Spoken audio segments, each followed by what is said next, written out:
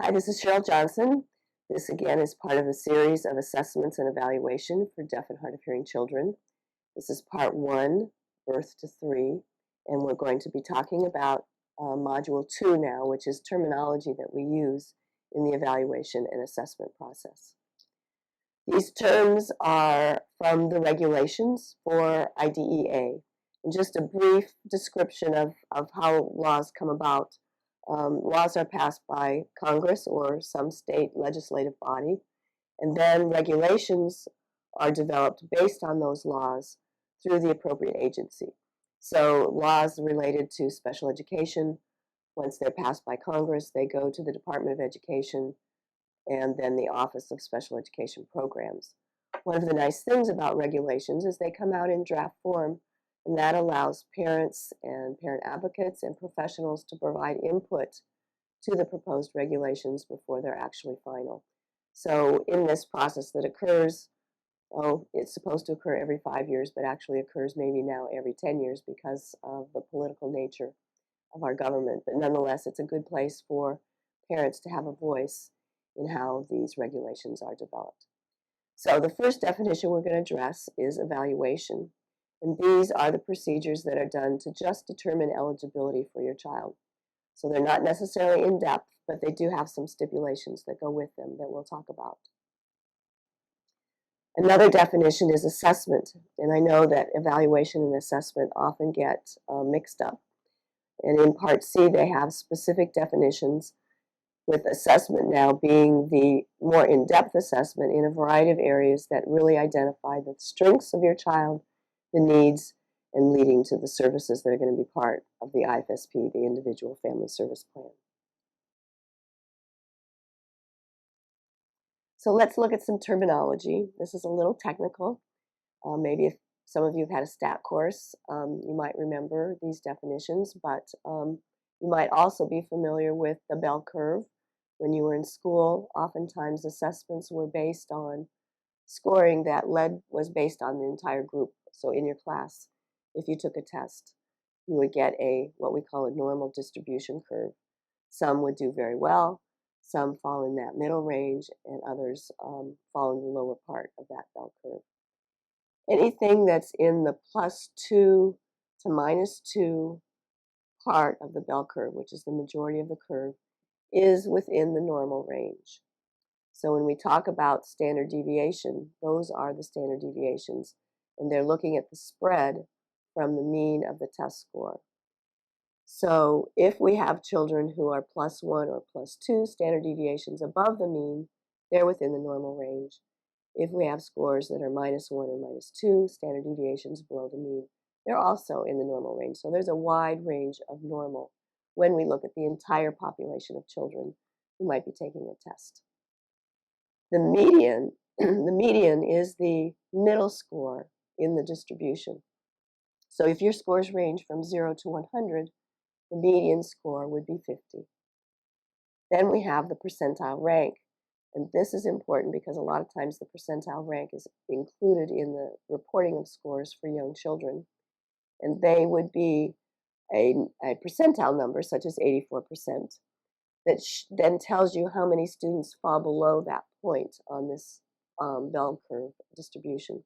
So if your child is at the 84th percentile, that means that your child is at the 84th percentile, and 84% of children are performing at that level or less.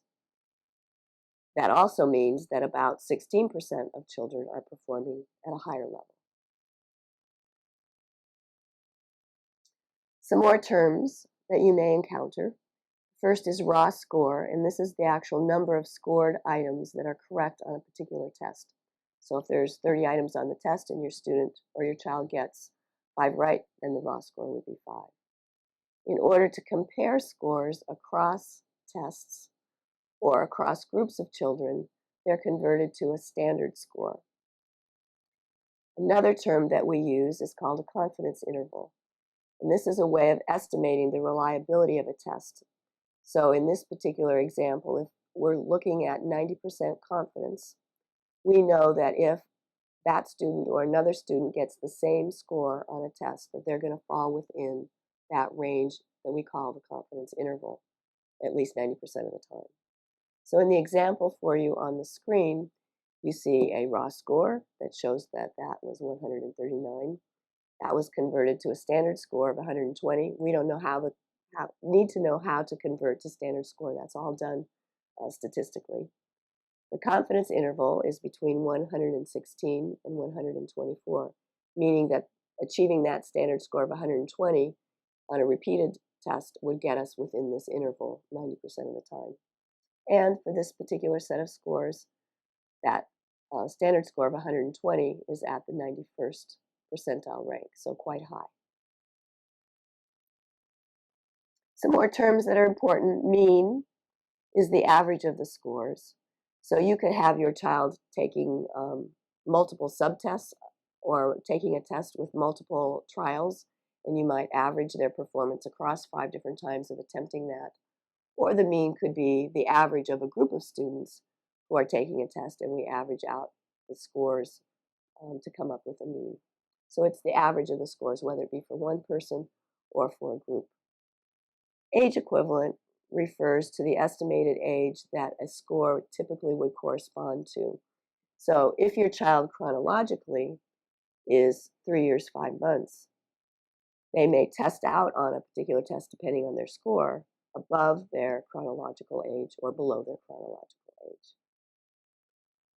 Then tests are normed differently. There's norm reference tests, which is more like a bell curve, where you're going to have the test scores standardized on a group of individuals that represent a sample of typical people in a classroom, students in a classroom, or a particular group of children. And that would be related again to the bell curve that we talked about.